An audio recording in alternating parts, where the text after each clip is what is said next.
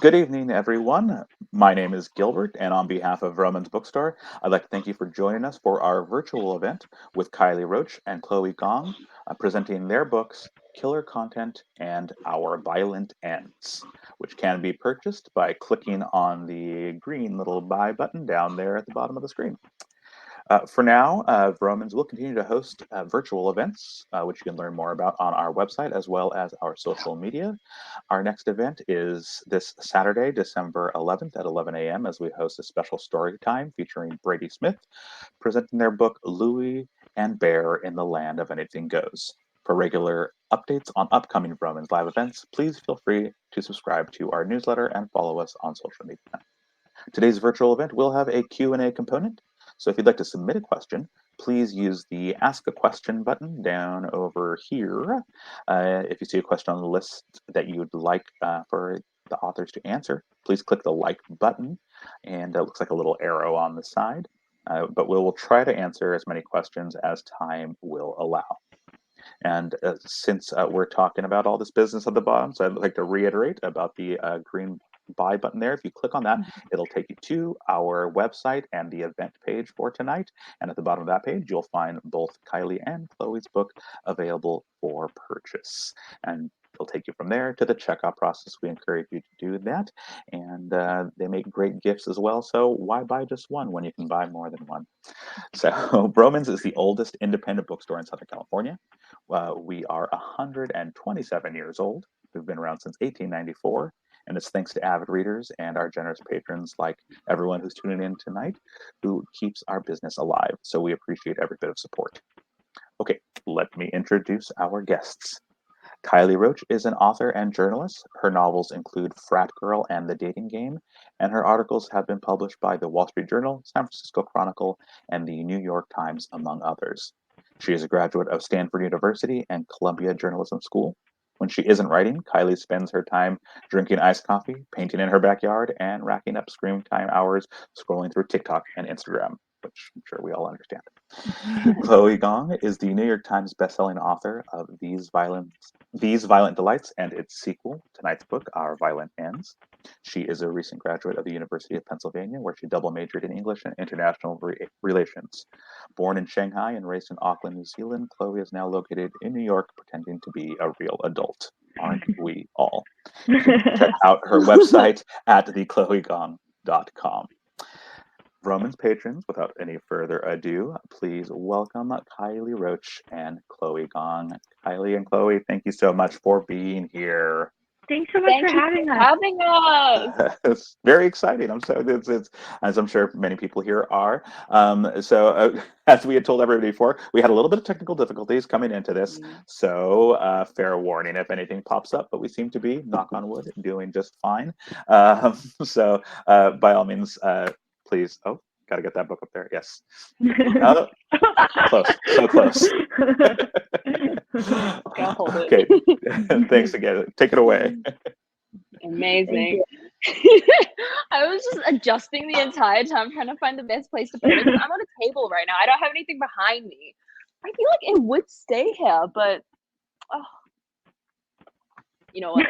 I won't keep trying. I won't keep trying. But thank you to everyone for joining us. I am so excited to be here chatting. I didn't realize how similar our names were actually until we were getting introduced. I was like, wow, Kylie, Chloe. I never thought about it like that. That's so true. I didn't think about that either until then.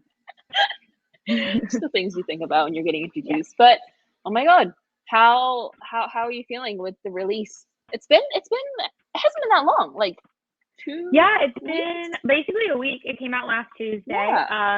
It's been really exciting. It's been great to see like people posting like Instagram and TikTok about like getting the book and people reading it. So it's been really special, and particularly it's been exciting to like to hear from like readers like all over the world because like about like the version of Australia and in Germany and things like that. So it's pretty cool, you know, because as you know, like for a while it's just like you and your laptop and you know the made up characters that people in your mind, and to be out in the world is really, really exciting. Oh, I love that. Yeah, it's always just it's you and the screen, and then suddenly everyone across the world knows that these are real people, not just ones living in your head. Well, they're still fake people, but now they're real people to them as well. You know. Yeah.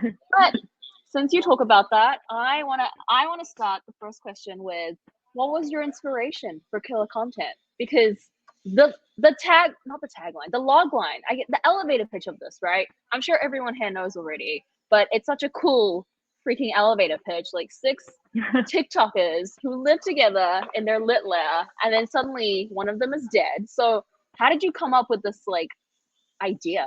What was going on in the brain? Yeah. So I had been thinking for a long time about social media. Like as a journalist, beginning like in high school, I'd reported on social media and its impact on like mental health and body image. And I used social media. Like I knew about these negative effects. I was still using it all the time. And so I was kind of like mulling over that a lot. And then so like thinking about how much more of our lives are online. And then I came home during the pandemic to just outside Chicago where I grew up, and was in the same place as my siblings again, like all hanging out. And my brother, who's 19 now, is like 17 at the time, and I were talking, and I just, like a lot of people, March 2020 downloaded TikTok beginning of the pandemic and watching when I downloaded as well. Yeah. And then so I was talking to my little brother about TikTok, and he was explaining to me like he followed people in like these different like houses in LA or different places, but they were like really good TikTokers, really famous, and they all lived together and they made content together and they were friends and like, you know, all like kind of competing for followers and collaborating, but also like there's drama and all living in a house together. And so I was thinking like, oh my gosh, like I feel like social media is unescapable and I'm like not famous and like it's not my job to be on like on social media. And so I was thinking like to be in an environment where like it's your job, it's where you live, and it's like all your friends are doing it, and then put on top of that you're like a young person. I was like, oh my God, this sounds like Lord of the Flies. And then in that moment, I said that sentence, and I was like, oh my God, what if someone died? So that's kind of where you just said, oh my God, let me add murder. Yeah, I was like, because I really like the idea of this. It was something that seems really glamorous, like fame and money, and like because like these sponsorship deals can be very lucrative, and just like someone having what everyone wants, but there actually being a lot of negatives to that. And that's something I've been interested in for a while, just like with the idea of fame and just like different people like having to deal with that. So that's kind of how it began. And then from there, I was thinking about like, why are each of these characters famous? What are the secrets that they have that could be motives? And I just was so excited to jump in and work on it. So yeah, that's kind of how it happened. Yeah, because these characters are also so different. Like that was what I loved about it so much, because you didn't even flinch from making them kind of like, some of them are not likable. They're kind of mean, and I love that. I mean, mostly because I love mean characters, but like some of them are just, they're very, I guess, authentic in the portrayal of like what social media can do to a person, especially if you're like watched, you know, by that many people and all of that. But like, I don't know, like you write from all of the perspectives. 6? Yeah. 6. Yeah. You write from so many perspectives, right? I was like, is that a spoiler? No, I don't think it.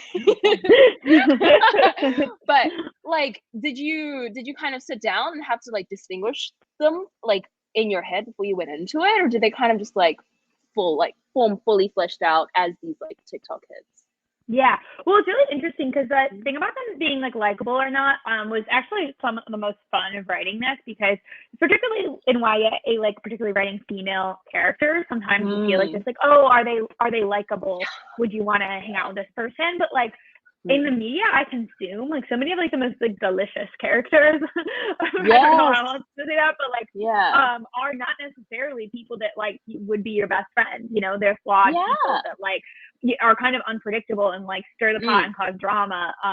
So it was, I felt like with this, because I was like, well, we have to believe that definitely one of them, and hopefully at different points in the book, we're not sure which one of them killed someone.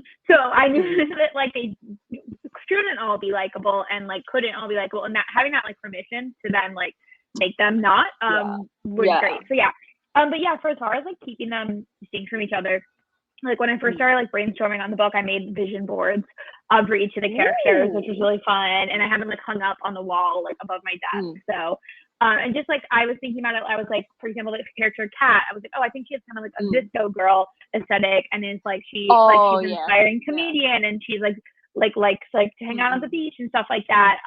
But then like for example, like Cammy and Gwen, I was thinking two other the characters I was thinking would be more kind of like glamorous LA Hollywood vibes instead. Even yes, exactly. more dancing their stuff. So yeah, thinking about like what kind of content they would make, what kind of like brands they would buy, what kind of brands they would have as their sponsors. I started to think like more about like who these people are.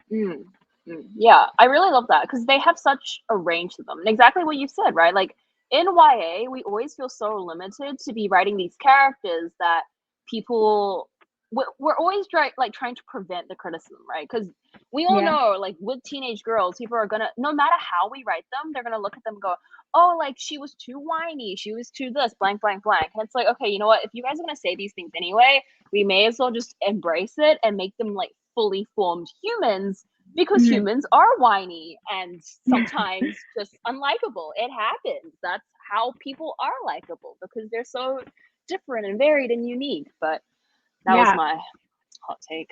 Yeah, no, and also that kind of leads me into one of the questions that I would love to hear you talk about, which is with Juliet, who I really like, but is an interesting, complex character because she's like she's a very strong and tough female character, and she, more than Roma, is like gonna reach for a gun, gonna be more aggressive, but at the same time like dresses very feminine. And I thought that was really exciting because, you know, sometimes we think of a strong woman as just having masculine traits and like not enjoying like or participating in like more feminine girly things. So I thought that was such a fun combo, and I'd love to hear a little bit about like developing that character and like developing like her personality, and then also like her wardrobe, because like in both books I'm like I want her clothes.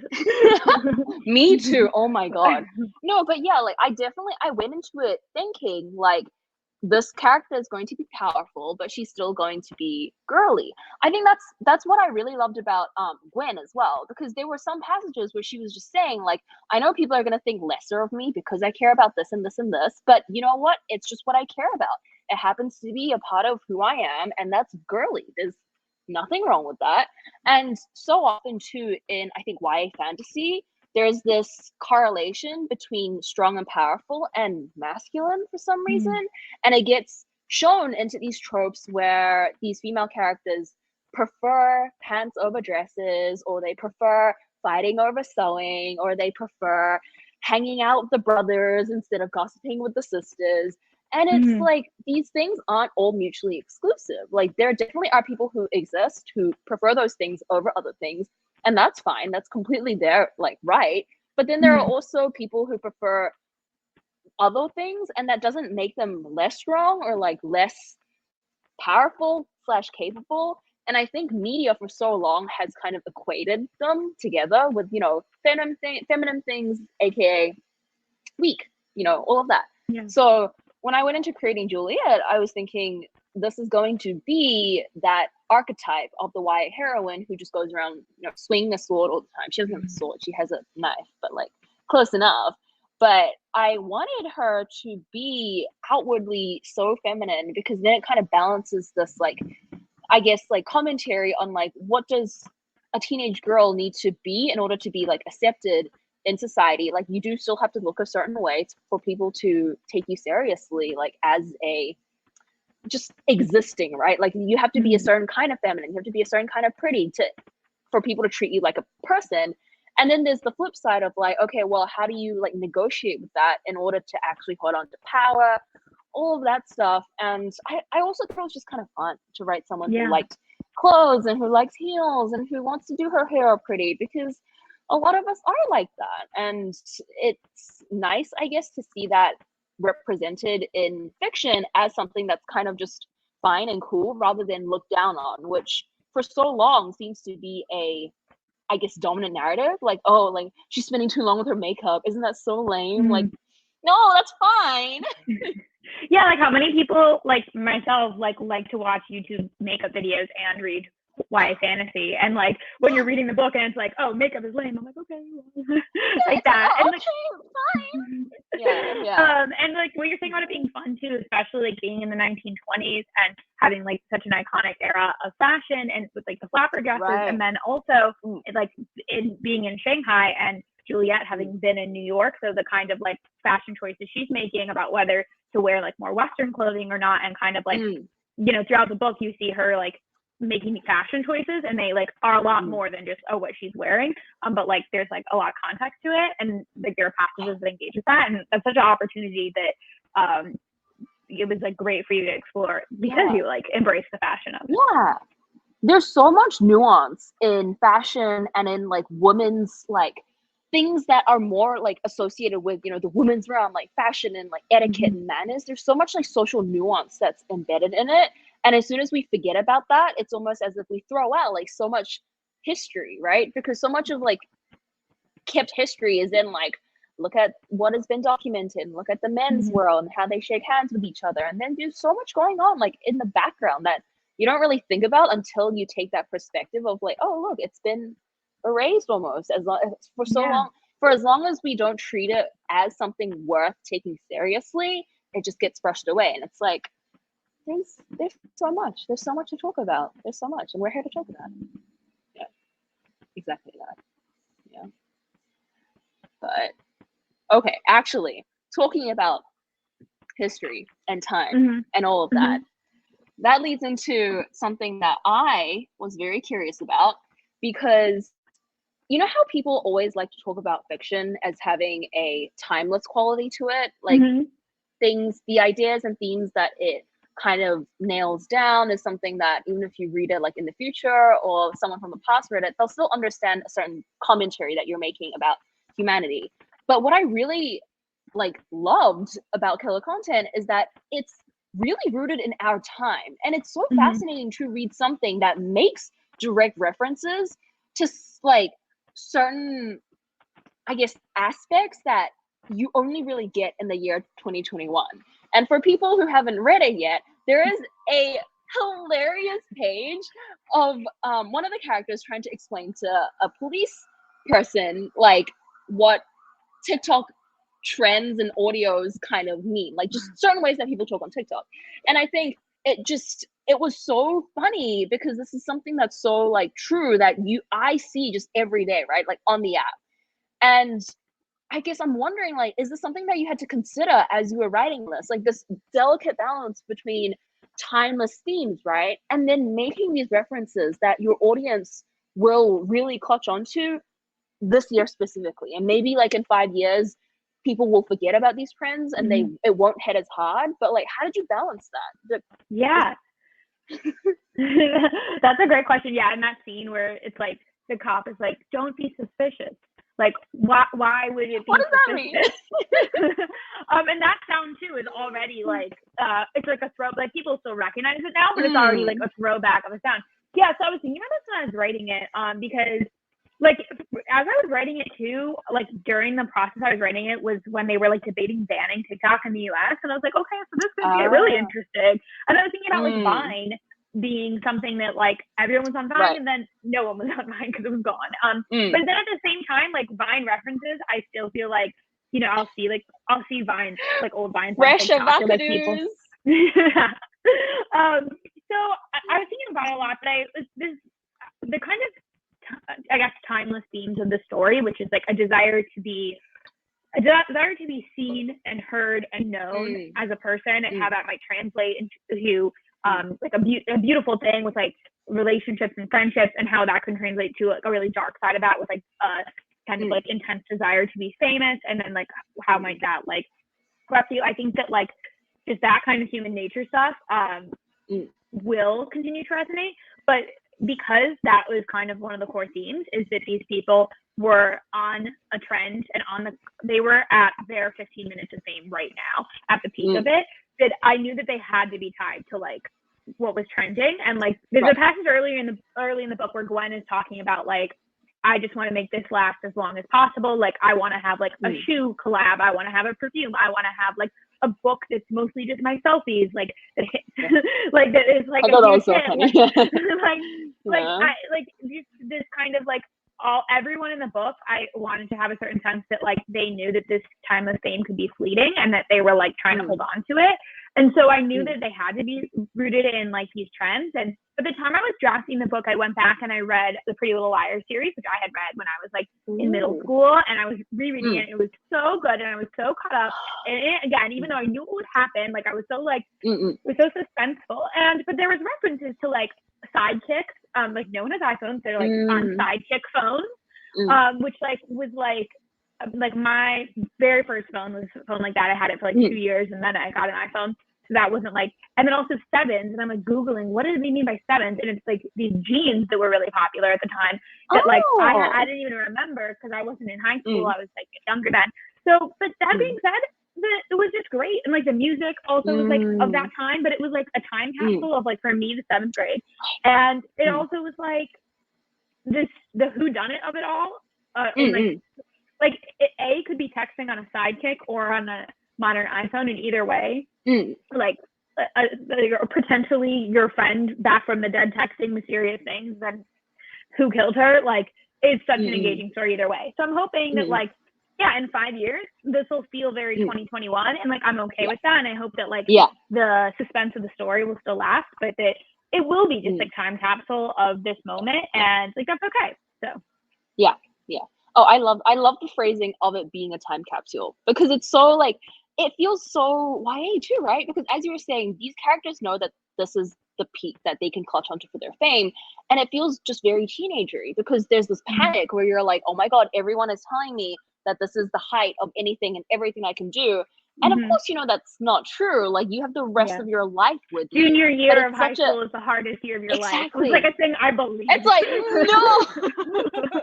But it's such a teenage affair, right? That this is the best it'll be, and you have to just cram everything in and just do the most, right? So I think it works so well that it's, you know, as a YA novel especially, like people get it, like this that you have to just clutch onto it and all of that and make it all happen. But yeah, Pretty Little Liars is honestly such a classic. Like I don't think I read the books, but oh my god, I was obsessed with the TV show. Like I still think about it sometimes, just all the A's that could have been, and just and it's coming back, I think, with the reboot. So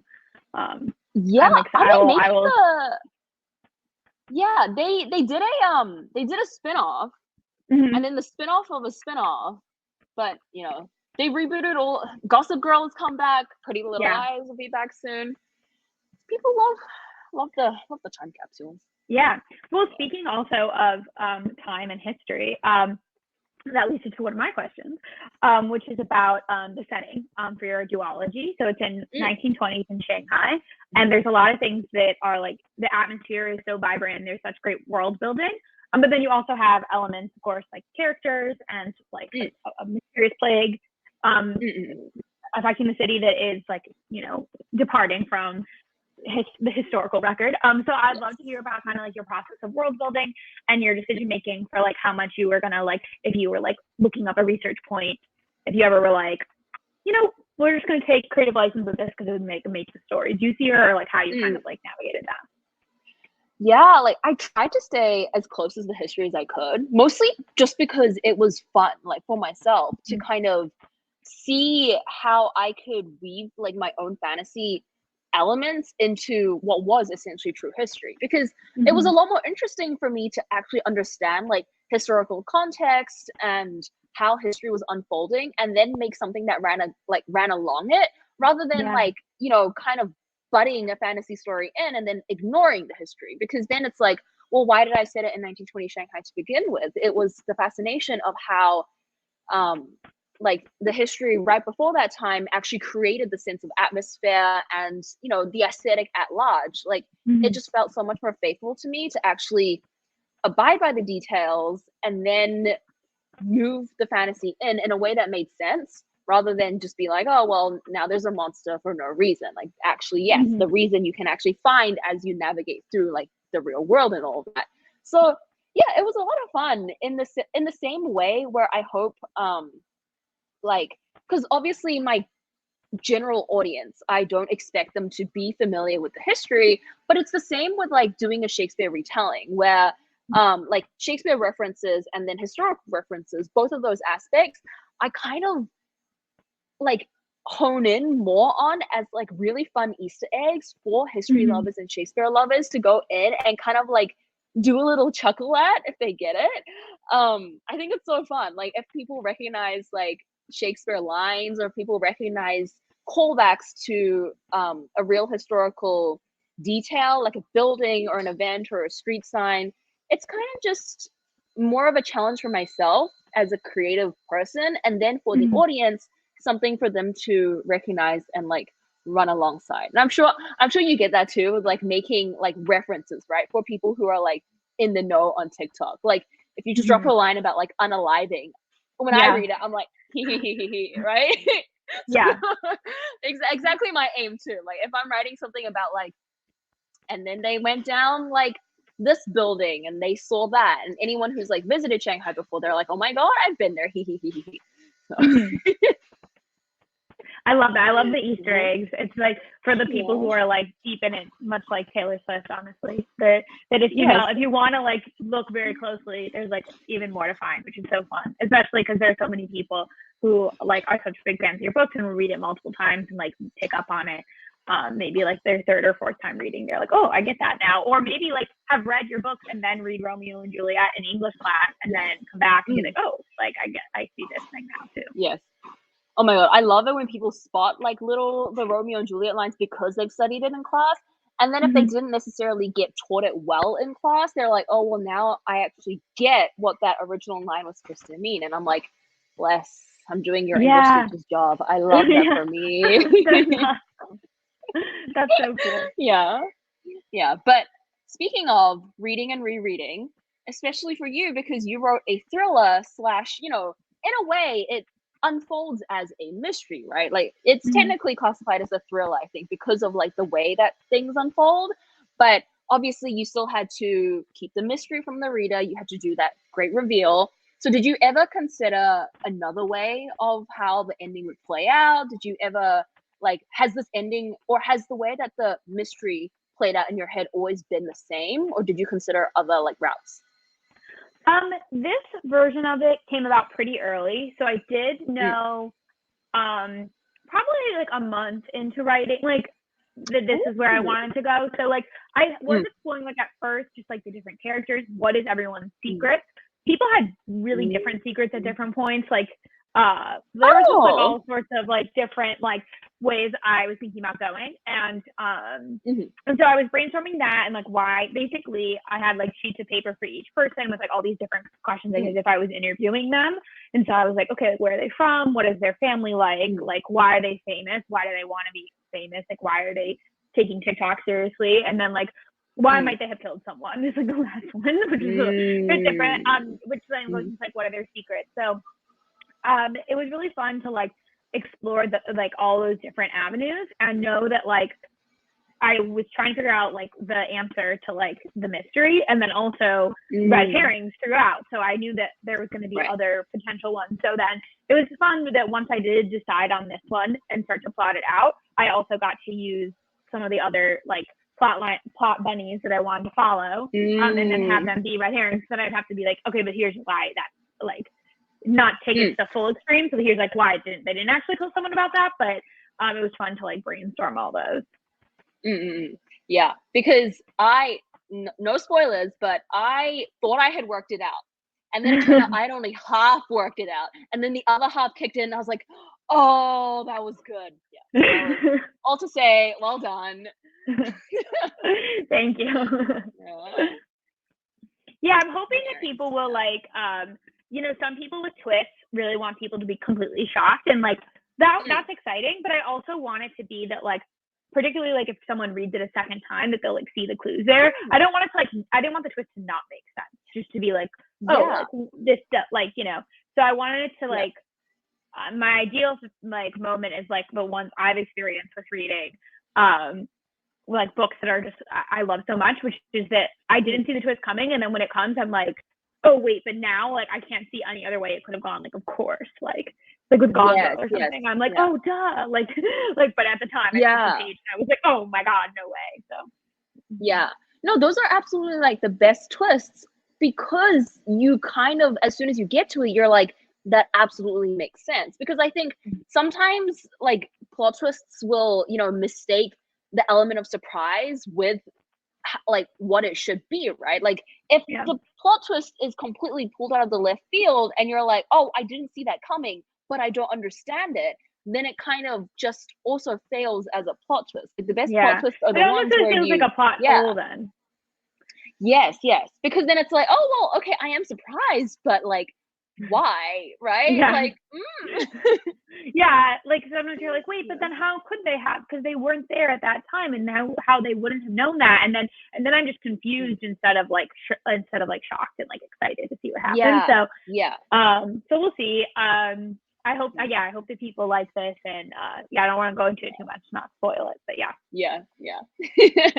all people should know is that it is a good twist, but thank you. They can go into it with, you know, an open mind. But should I? Okay, how much time do we have? We have 40 minutes, so I don't know. We're 40 past. Also, a reminder, if anyone wants to ask questions, there's the ask a question button. Throw questions in the little chat. Well, I just actually had a question I want to ask you, Chloe, because we talked a little bit about TikTok lingo, and instead of like kill or dead, unalive, which I experienced too with like trying to talk about a murder mystery on TikTok, and I'm like, can't say murder, can't say dead, can't say you can, but you'll go I think it's so ironic, right? Because you're like trying to like promote your TikTok book on TikTok, and TikTok is just saying no, you can't do that. Our censorship is pinging you right now. But I'd love to hear from you about TikTok. For those of you who don't know Chloe, you follow her on TikTok. She is a star at TikTok and has so many great videos about her books. And so I'd love to hear from you about the experience. I know that you had been, an avid reader and run fan blogs before you were an author. And so now with your book taking off on Book Talk, seeing like fan edits and like fan content for your books on TikTok, I was wondering like whether like the first video you saw like that, or if there were just particular moments when that happened, and just like what it felt like for you as someone who is an avid reader and was running fan blogs and had people running fan blogs for your characters. Yeah. Oh my God. It was absolutely wild, because I mean, I never expected to be like I guess technically I'm not an influencer account, right? I'm technically just an author with a platform, but I guess by nature of the way social media works now, like I'm kind of just perceived as a like big account with influence over things, and people are like, you are a public entity now, and I'm just kind of sitting here like, oh my God, like no, I was just some random 13-year-old who ran like a book Tumblr once. Like I am quite literally like I am more similar to my readers who like interact with my content than I am with, say a real influencer, right? So it's very like, I remember when you made a Mm-hmm. video, like a really cool transition, and you would like tape the phone to the ceiling of your dorm room. And so like, and then like TikTok recently like featured Book Talk and like featured you, which is so cool. But it's like behind the scenes, you're in your dorm room, like taking, like that's like very relatable. It's, oh my God. No, you're so fine. It was so wild too, because like they've featured me as like the Book Talk, like the one you click into to represent Book Talk. But I'm like, most of my videos were made in my dorm room where I was using duct tape to get it on the ceiling, rather than like, I don't know what influencers use, like drones maybe, but like very low budget, like to get it that way, right?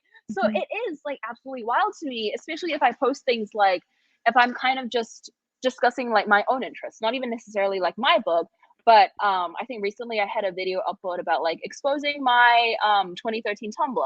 And then I took screenshots of like the things that I would reblog, like, the Mortal Instruments, Teen Wolf, the Raven Boys, the 100, all of that stuff.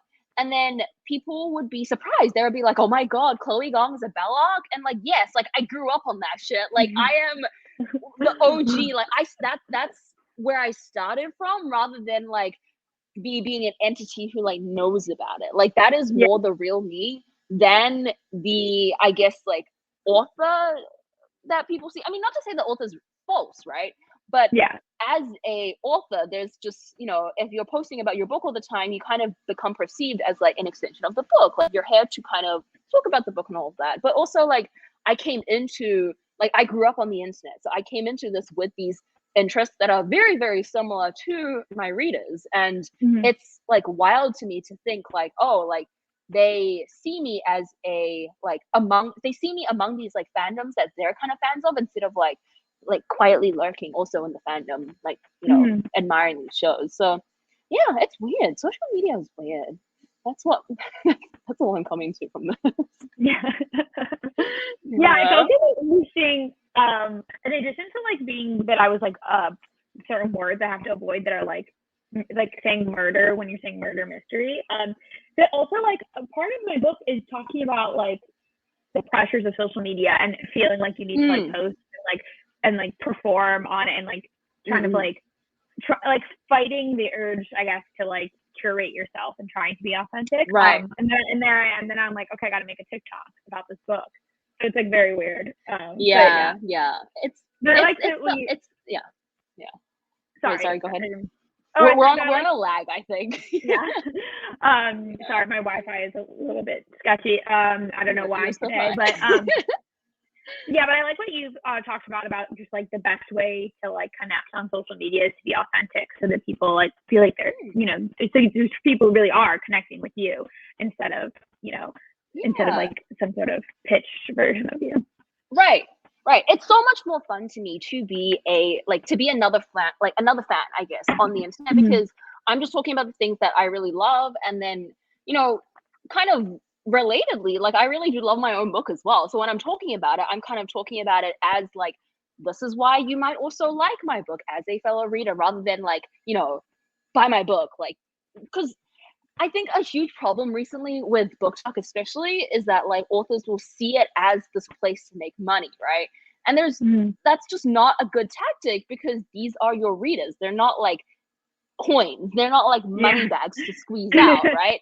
And like it has to be genuine in the sense that you just enjoy connecting with them, and if they happen to like pick it up as well, it's like, oh, amazing, like thanks for the support, rather than like viewing them as people to, I guess, exploit. And I feel like, you know, the characters in this kind of understand that. They're like, people want to see what they sign up for. They don't want to be sold to, or like all of that, right? Yeah, sorry, I think I froze for a second, but yeah. That's so true. Is everything moving now? I can see you now. Okay, good. Okay. I can see you. Yes. But yeah, I think when early on in my publishing journey, I talked to Julie Mercy, who wrote Dumpling, and she had this advice, and she said, don't do anything to like promote your book that isn't something that you don't think is fun, because she's like, you have no idea what will sell books and what will not, and just like write the best book you can, and then do things that are fun. So, like if stickers is fun to you, get stickers, and like your readers can enjoy them, but also like you can be like, oh my gosh, I love stickers, like I love bookmarks, I love whatever. And, like recently I got an ice cream cake from Baskin Robbins with my book cover on it. Oh, I saw that. It was cute. Because it makes me happy. And so like, just kind of like doing things like that are like, like I had fun writing the story. I hope people have fun reading it.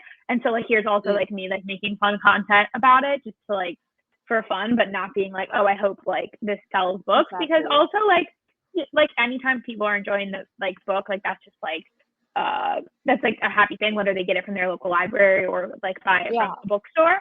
So like it's just like especially with teen readers, like, you know, like it's just everyone's there because they love books, and authors become authors because they're book nerds. And so just like continuing to like be a book nerd, I feel like is the best way to go about it. So. Exactly. I think that's like a really good mentality too. And I feel like, I don't know, for us especially, I think this mentality is very like, it's almost, it doesn't even have to be said. And I think it's because we were pretty close to teens, like when we started. So we knew like, this is the audience that I'm writing for, and this is what the audience wants. Like, I know like a lot of people might start into it being like less aware of the young adult audience, I guess, and they just happen to have written a young adult book, and they'll be like, oh great, well this is what it's going to get marketed to now. But we only ever really knew the young adult market when we came in. So we were like, I know how to appeal to my readers. I know what my readers want. Like, I'm coming in with what you guys want. Get prepared. Yeah. Yeah, it's interesting. Yeah, because my first book I wrote, I was like, my first like manuscript I finished, I was 17, and then my first book, Frat Girl, I wrote when I was 18. So I was just like, I wasn't like, what do teenagers want to? I was just like, this is what I'm thinking about. Like, this is how I'm thinking. So this is how someone who's this age would think, because I am that age. So now having to think like, oh, what do teens want to hear? And like you also wrote your duology while you were in college, and then now recently have just announced your first not YA like adult book. So I'd love to hear a little bit about that process of like writing for like that audience as well. And then I think maybe if you want to answer that, and then we can take questions if people want to, while Chloe's talking, also like pop questions in the chat. I mean, exactly as you said, right? Like we kind of just started writing books when we were young adults, like for young adults, because that was kind of all we really knew. And then for me, like as I got older, like senior, when did I get the idea for my adult series? I got the idea junior year of college, and then I dropped in most of it senior year of college, because I had just started thinking about the world in like a different way, like as what happens when people grow up, because I think teenagers see the world in a certain way, and then adults see the world in certain ways. And once I've kind of experienced both, like after aging up, I'm like, okay, interesting. This now I'm approaching like different ideas and like different perspectives, I guess. I mean, as you guys heard from my bio, I still don't feel like a real adult, which is why on TikTok I still pitch my adult fantasy as a new adult fantasy, because I feel like a new adult. But as we all know, the traditional publishing industry has killed new adult, and it does not exist. So it's technically classified as adult fantasy, but everyone in the book is ages like 21 to 25. Genuinely, because I don't think I could write anyone older than 25 authentically. It's just, I can't imagine what it's like to see the world as a 26-year-old because it's so far off in the future. But yeah, I mean, you know, when people say like write authentically to what you know, like a lot of the times I think we're just interested most in the kind of stories that we like, our worldview has informed us in, all of that. But yeah, it's fun to write for teenagers, so I don't think I'm ever gonna leave doing that. But when you mentioned writing in college, I think I remember the first tweet of yours that I saw was you opening your box of Frat Girl in your Stanford room, right? Was that your ARC unboxing? It was in your room, right? Can you hear me? Are you okay? Oh, I think you're frozen. Oh no, we were doing so well. Sorry. Okay, I heard you talking about opening the box of Frat Girl, and then it froze. You're back. Okay, you're back. Did you catch the remainder of that? No, I just heard you say the first tweet you think you saw from me was when I opened the box of Frat Girl. No, I think that was just what I left off on. I was like, I was like, wait, it was right, and then you froze, and I was like, did I get it wrong? And then I realized we're just staring at me. I was shocked. No, I was just frozen. Yeah. So I was in my dorm. I was actually in my sorority house senior year. I wrote Frat Girl between my freshman and sophomore year of college, and then it came out my senior year. So yeah, I then was there. My sister filmed that, and I remember speaking of authenticity, I remember I was like, get a video for like memories of me opening this box, just like to send to like our parents.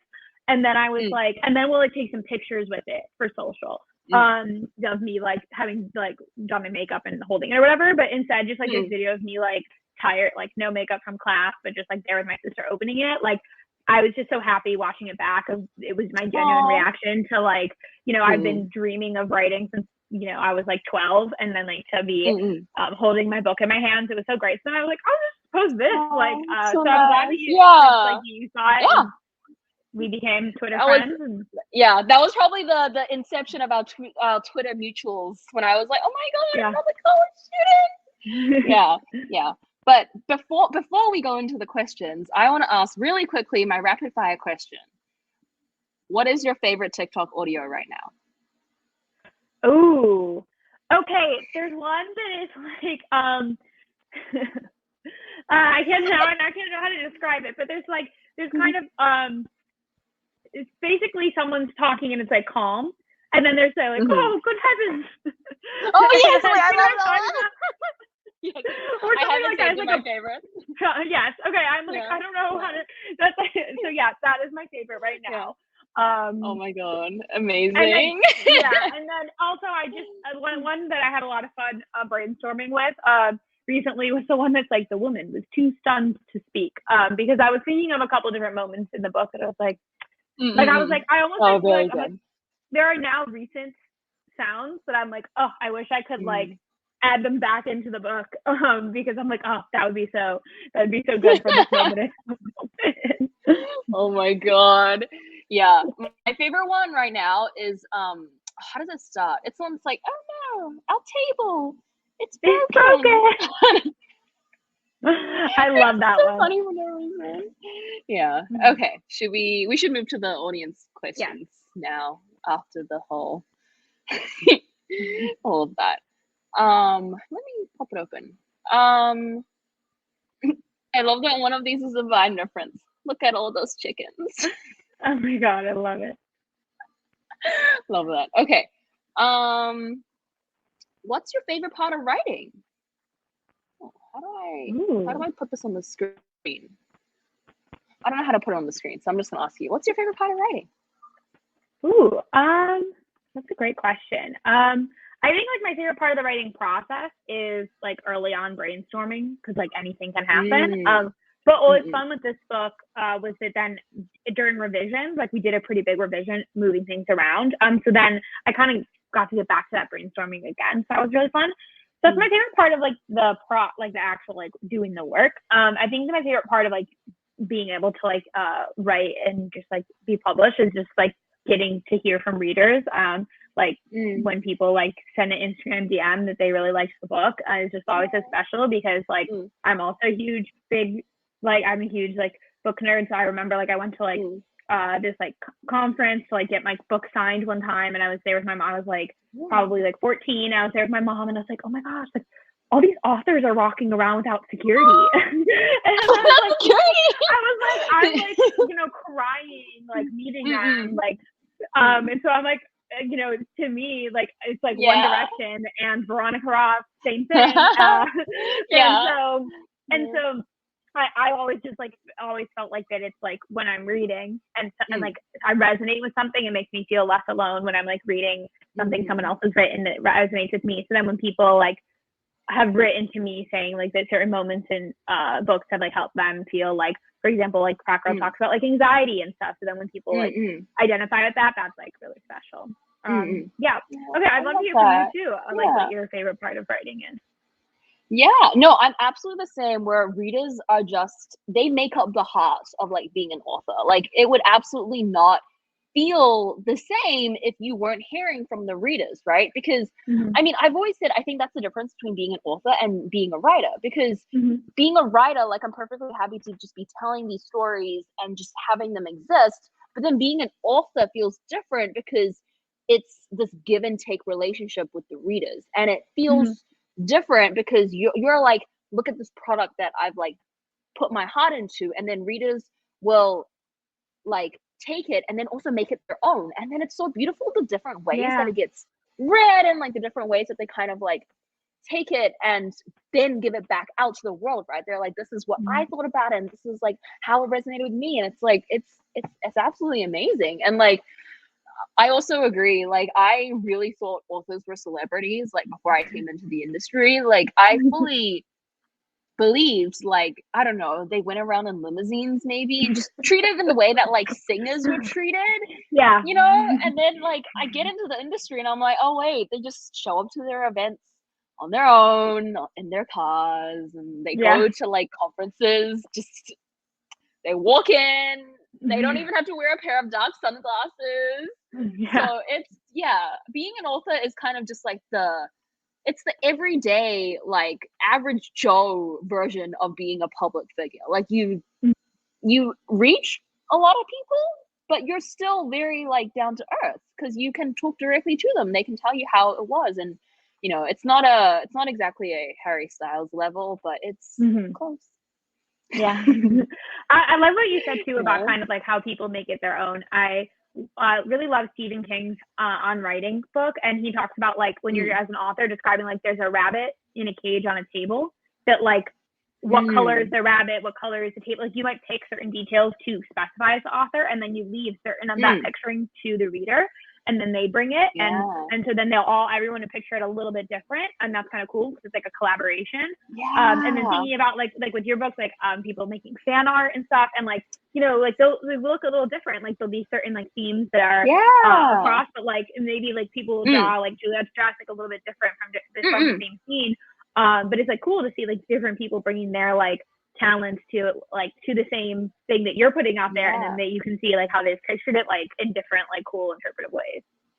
No, I love it both on like the macro level and the micro level, because there's like the little details, and then there's like for example, Our Violent Ends is very like, I don't think this is spoilery, but like it's ambiguous in certain parts about big things, and I love how it says more about the reader, the way that they interpret it, than it does about the text itself, actually, because certain readers will choose to interpret a certain way because it says something about the things they believe in and the things they really like to clutch to, and then certain other readers will believe in different things because of other like values and things that they hold closer to their heart. And just to be on the receiving end of so many different like thoughts and like love, it's just it's amazing. It's truly that's so cool. But on the craft side, I also agree with you. I realize I just talked about the author side, but on the craft side, I also just like the ideas and that first moment when like things really come to fruition and you're kind of like, oh, this might work for the story that I'm telling. All of that, Yeah, I remember with this book I usually was kind of more of a pantser, and this book was the first one I had like note cards. I was like moving around on like first a whiteboard and then like the entirety wall of my dad's basement, and it was just so fun. Like when I was like, wait, hold on, and then I moved in. I'm like, it will work. Oh my god, it is so exhilarating. Which is like, like once it's out in the world, it's like readers are reading it, but at the time, it's just like me. And like I'm like explaining to my sister, I like it's like that meme from like It's Always Sunny in Philadelphia. Oh yes, yeah. And I'm just like, so this person's actually dating this person, and this person is cheating on them with them, and like I'm throwing all these names and people at her, and she's like, all of these people are made up inside your head, and I'm just like. Do you think it's because of your genre switch from contemporary to thriller that you moved from pantsing to no cards? Yeah, I think so. I had always kind of like then made a plot outline on revision, like on my first revision that I did before I even like had other readers, because I'd create like discrepancies basically by just like pantsing. I'd like leave around. So I always did kind of come back to it, but with this one, I came to it at the beginning. Yeah, in part because like, if someone knows a secret that's like a potential motive or doesn't know it, like that's not like an easy fix to fix. I was like, I think I need to do this from the beginning.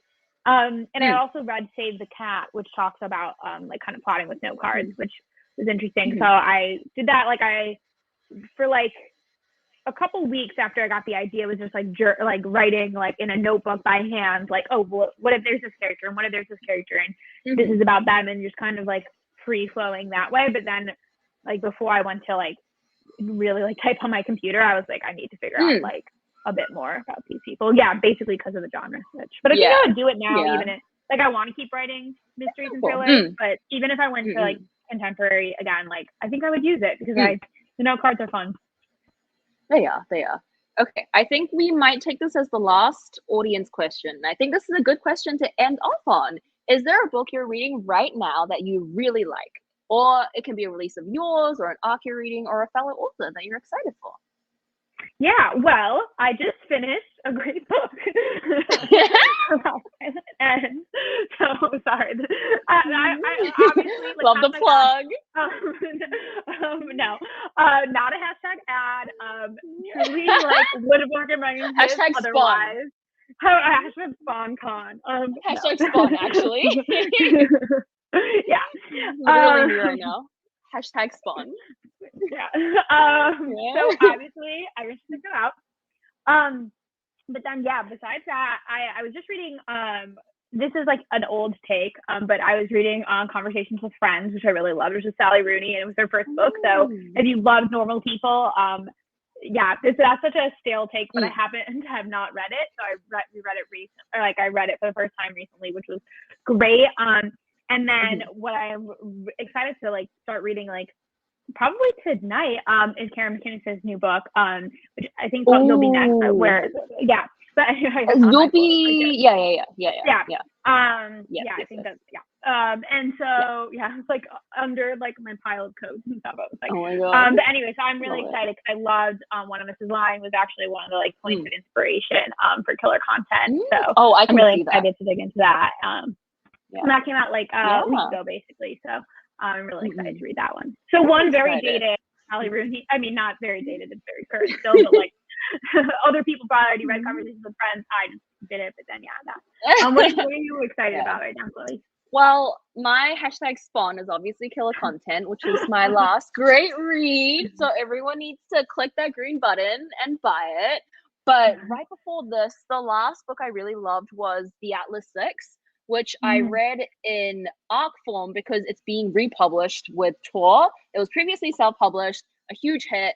And now it is getting slightly edited and then republished as a trilogy, which I'm so excited about. Oh my God. It's one of those books where you read it and you're like, oh, this is smart. Like the author went into this and she knew what she was doing. So like your very, very excellent world building, The Atlas 6 by Olivia Blake, it is so good. So good. I'm adding it right now to be read. Sorry. Okay. Also, I don't know why the Karen McInnes book is called You'll Be the Death of Me. I don't know why.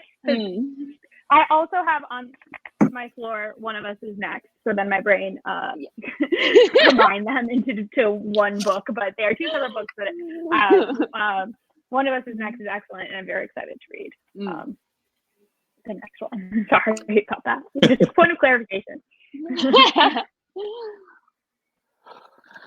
Well, I think that was a great note to end on, to be recommending other books, but of course we want to recommend, most importantly, killer content.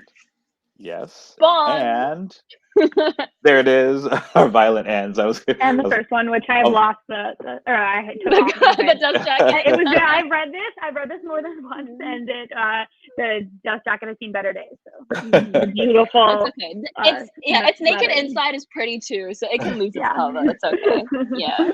So you can go ahead and you can click on that green button down there, take you to the event page, and both those books are listed on there. You can click on that. It'll take you through. You can order it and support your local independent bookstore, which wherever you may be, please do that. We, Vromans, of course, ship nationwide. So wherever you are, you can still support us.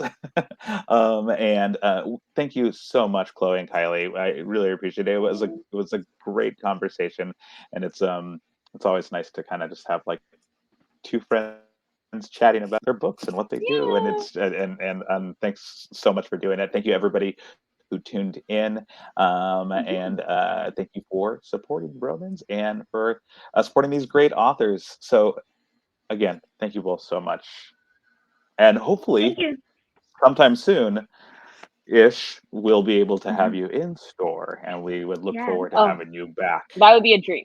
Yes, that'd be awesome. Thank you so much for having us. Thank you for having us. This has been so much fun, and I hope the audience had fun too. Great. Okay, well, have a wonderful night, everybody. Once again, thank you so much. Don't forget, you can still buy right after. All right. Good night. Bye. Bye.